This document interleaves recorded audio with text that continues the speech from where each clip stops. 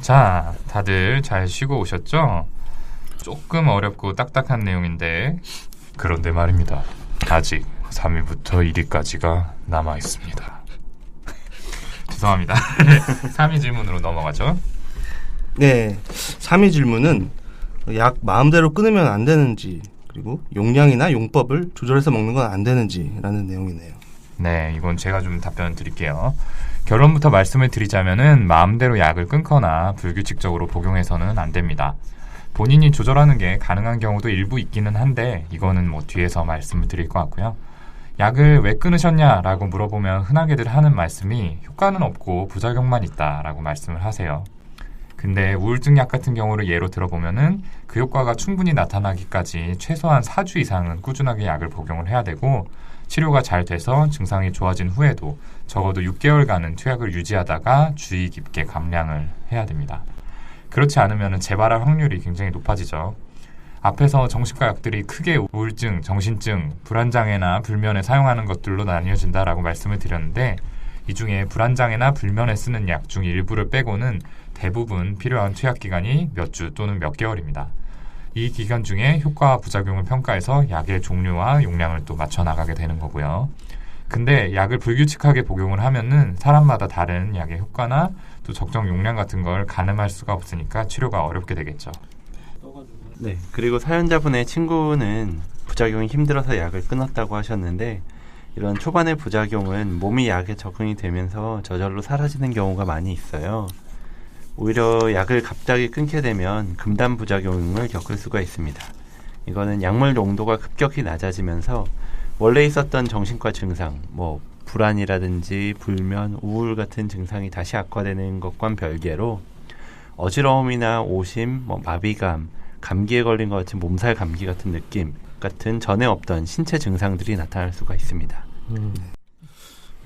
그 아플 때 진통제 먹는 것처럼 정신과 약 중에도 증상이 있을 때만 본인이 조절을 해서 복용하는 게 가능한 약도 있습니다. 효과가 비교적 빠르게 나타나는 항불안제나 수면제는 불안이 악화되거나 불면이 심할 때 본인이 필요할 때만 복용하는 형태로 처방을 저희가 드리기도 하거든요. 그렇지만 어디까지나 정해진 수량이나 횟수 이내에서만 사용을 하셔야 되는데 예를 들어서 이제 널리 알려진 수면제 스틸록스의 경우에 네, 졸피뎀이죠. 네. 아까 얘기했던 그게 하루에 2알 이상은 이제 먹어도 효과가 없고 부작용만 점점 생기는 건데 이거를 저희가 몇 번씩 설명을 드려도 계속해서 과용하는 분들이 정말 많습니다. 네. 수면 중에 어떤 행동 문제가 나타나는 부작용이 사회적인 이슈가 돼가지고 지금은 아예 처방 시스템에서 제한이 걸려있기도 한데요. 그 잠을 못 자는 게 오죽 힘들어서 좀 그러실까 싶기도 한데 수면을 돕는 정신과 약이라는 게 졸피뎀 말고도 많이 있거든요. 조금 오셔서 저희랑 상의를 하시면 좋겠습니다. 네. 그리고 또 자주 하시는 말씀이 술을 마셔서 약을 안 먹었다 이런 말씀 많이들 하시거든요. 근데 이 말 들으면 사실 여러 생각이 들어요. 사실 저는 이제 술 마셔서 약을 안 드셨다 하시면은 일단 괜찮다고 말씀은 드립니다. 그런데 이제 다음 날부터는 다시 꼭 드시도록 하고요. 그리고 앞으로는 약 드시는 중간에는 술을 안 드시는 게 좋다라고 설명을 드리죠. 혹시 다른 분들은 좀 어떻게 하시는 편인가요? 네, 이게 케이스마다 다르기 때문에 뭐라고 이야기하기가 좀 조심스럽긴 해요. 그래서 일반적인 경우로 말씀을 드릴 텐데요. 우선은 술을 일상적으로 마시는 것 자체가 예를 들어서 우울 증상을 악화시킬 수가 있고 또 술 자체가 잠을 깊이 못 자기도 하죠. 게다가 지난번에 공황장애 편에서도 이야기를 했었는데 술의 금단 증상이 마치 불안 증세하고 닮았거든요. 네. 그래서 우울증이나 불안, 불면증으로 인해서 약 드시는 분이라면 우선은 병이 좋아지기 위해선 술을 드시면 안 된다고 이야기를 드리곤 했었던 것 같아요. 네, 이 신경안정제, 항불안제라고 부르는 벤조디아제핀 계열 약물의 경우에는 이 술과 같이 드시게 되면은 같은 양의 약으로는 효과가 나지 않게 돼서 이 필요한 이 복용량이 늘어나게 되는 현상이 내성이라는 게 생기게 되거든요. 네. 이런 문제도 있죠. 네, 역시 술이 항상 문제네요. 그래서 저는 한때 술을 끊었었던 적이 있었고 한때 그때를 생각해보면 상당히 기분도 좋고 몸도 좋았었던 것 같아요. 네. 저희 방송 시작할 때만 단주 유지 중이셨는데 네네. 어느새 굉장히 과거형이 됐네요. 먼 과거의 얘기처럼 하시길래 소리 소문 없이 시작하셨나 봐요. 언제부터 드셨나요? 아니요. 근데 뭐 거의 그냥 와이프가 마시기 시작하면서 전형적인 프로젝션 진짜 흔한 알코올 환자분들의 네. 한 잔씩 같이 하는 정도. 어쩔 수 없이 마신다. 네. 사실 마시지 않겠다고 하기가 좀 어려워서 억지로 마시는 측면이 좀 있어요. 네. 알아서 편집해 주시고요. 편집해달라고 하면 편집 안 되는 거고. 그래요? 네. 네, 그 멘트가 생생하게 살아서 나가요. 제가 몇 번 당해봐서 알죠. 네. 어쨌건 뭐 술을 마셨을 때 약을 어떻게 해야 되느냐 이거는 케이스 바이 케이스이기 때문에 뭐 여기서 이렇게 한 번에 말씀드리기는 곤란할 것 같고요. 근데 기억하셔야 될 점은 술이 분명히 약이나 증상에 영향을 미칠 수 있기 때문에 약을 드시고 계신 분들은 술을 마셔야 할 때는 꼭 숨기지 말고 담당 주치의와 어떻게 해야 될지 상의를 해주시기 바랍니다. 아마도 술을 드시지 말라 이런 말씀을 듣게 되실 것 같긴 한데요. 네. 네. 그럼 다음 2위는 제가 소개해드리겠습니다. 정신과 약 한 번 먹으면 평생 먹어야 한다던데 사실인가요? 요거는 김지용 선생님께서 한번 답변 부탁드립니다. 네. 이 질문 참 많이들 하시죠. 약을 먹고 증상이 잘 조절되면 조심스럽게 끊어볼 수 있어요. 사실 그런데 솔직히 말씀드리면 그렇게 되지 않는 경우들이 많죠. 네. 그래서 보통 고혈압과 당뇨 치료에 비유해서 설명드리거든요. 그냥 애초에 혈압 당뇨약 복용하듯이 계속 먹는다고 생각하시는 게 더 마음이 편하다 이렇게 말씀드려요. 결국 중요한 거는 약을 언제까지 먹냐 마냐 이 문제가 아니고 증상이 없는 상태로 지낼 수 있냐 그게 훨씬 중요한 거잖아요. 네. 근데 이제 치료 중에 자의로 이렇게 약을 끊으시는 경우가 굉장히 많은데 그런 경우는 대부분 결국에는 좀 재발을 하고 만성화되는 더 안 좋은 코스로 가게 된다 이런 설명을 드리죠. 역설적이게도 그냥 평생 약을 먹어야지라고 처음부터 마음먹은 분들이 오히려 증상이 다 나아서 약을 끊게 될 수 있는 가능성이 더 높은 거예요. 네, 맞아요. 네, 와, 진짜 좋은 말씀이죠. 김순신인 줄 알았어요. 뭐라고? 뭔 줄 알았다고요? 죽고자 하면 살 것이다 라고 해서 끊어야지 하는 분들이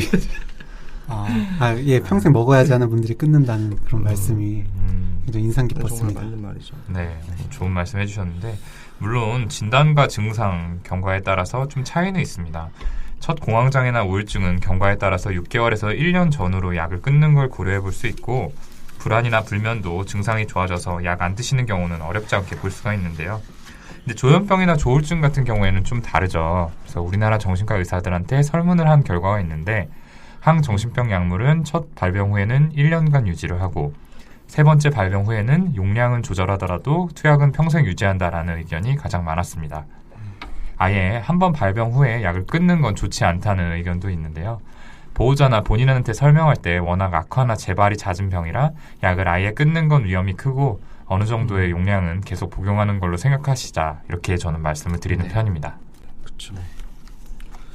예, 마지막 대망의 1위 저희가 뽑은 진료 현장에서 제일 많이 듣는 질문은 김지용 쌤이 이번에도 조금 말씀을 해주시는 게 좋겠어요. 오프닝 멘트시기도 하고. 네, 그거요? 되게 부담스러운데 또 시키니까. 정신과야 그거 한 번 먹으면 중독되는 거 아니야? 네, 이상입니다. 네.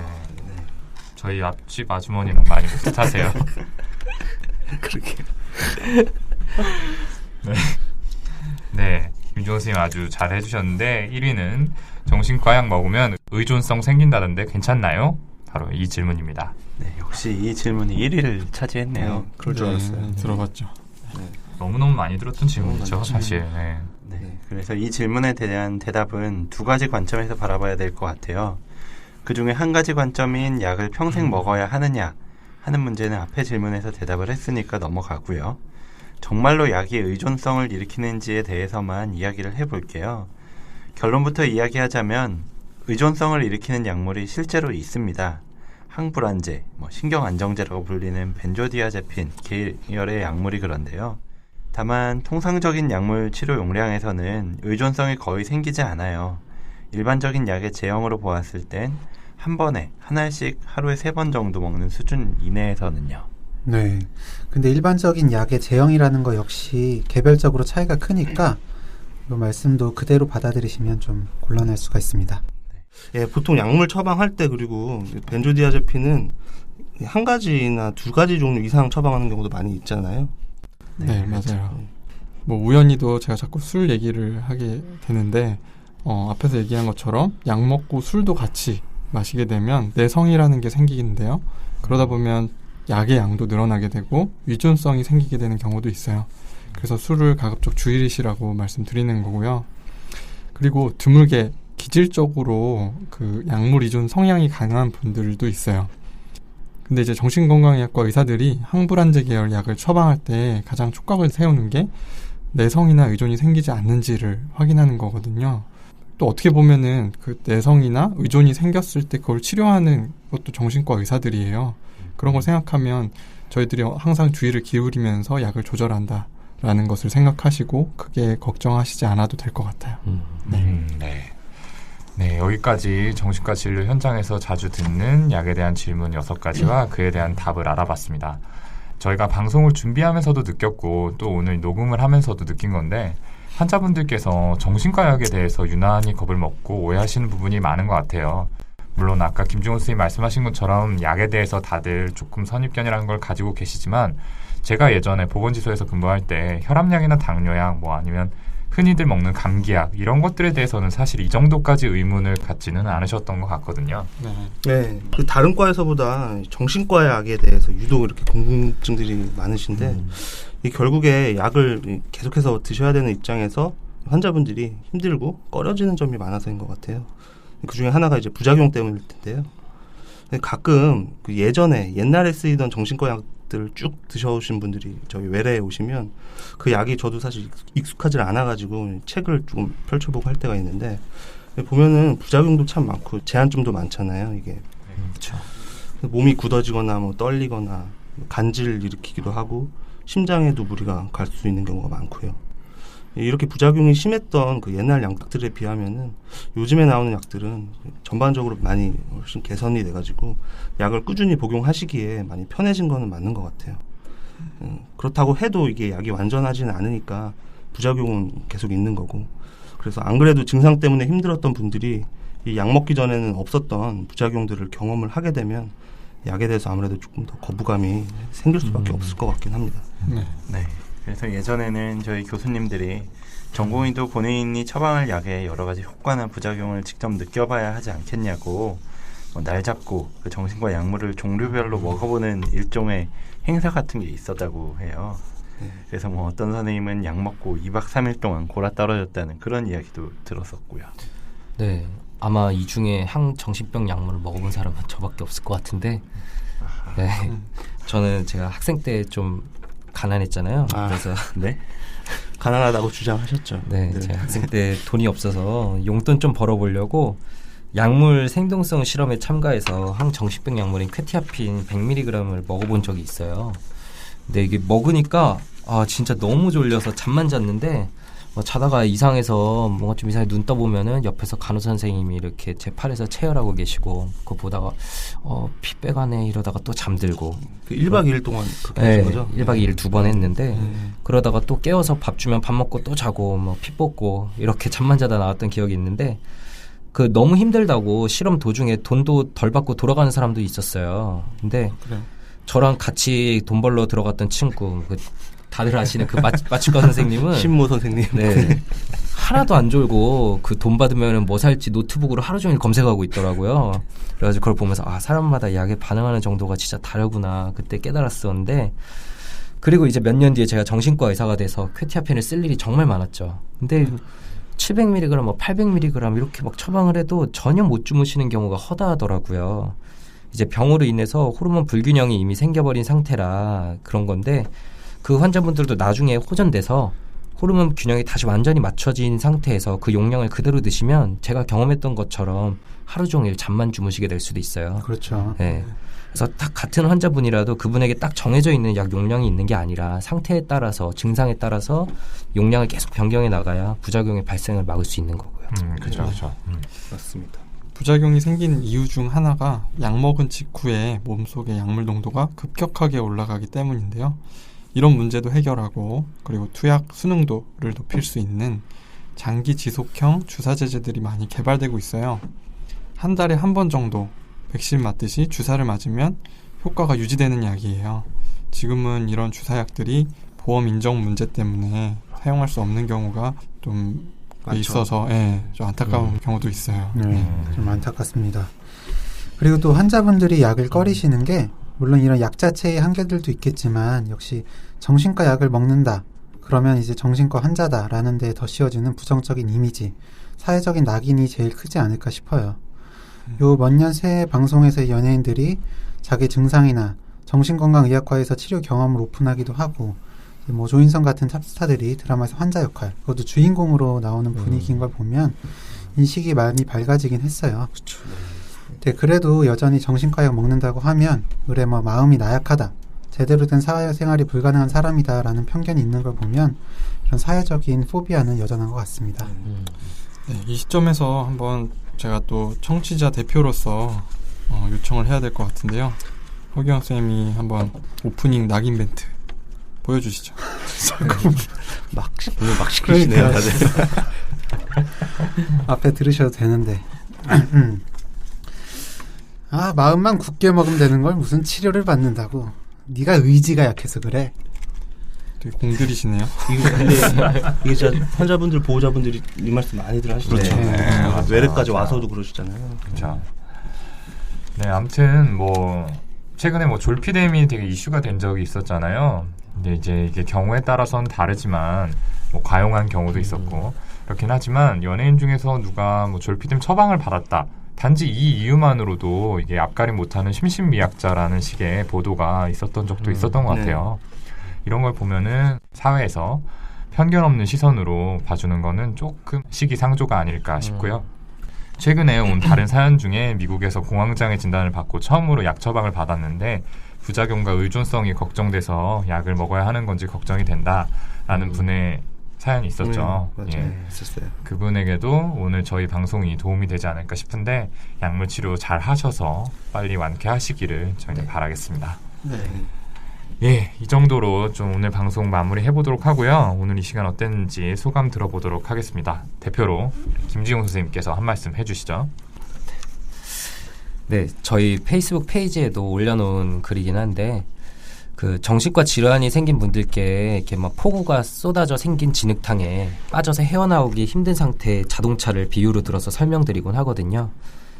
이미 수렁에 빠져서 바퀴가 헛돌 땐 본인의 의지가 아무리 강해도 혼자서 헤어나올 순 없죠. 정신과 치료가 그럴 때 도와주는 견인차 같은 존재다.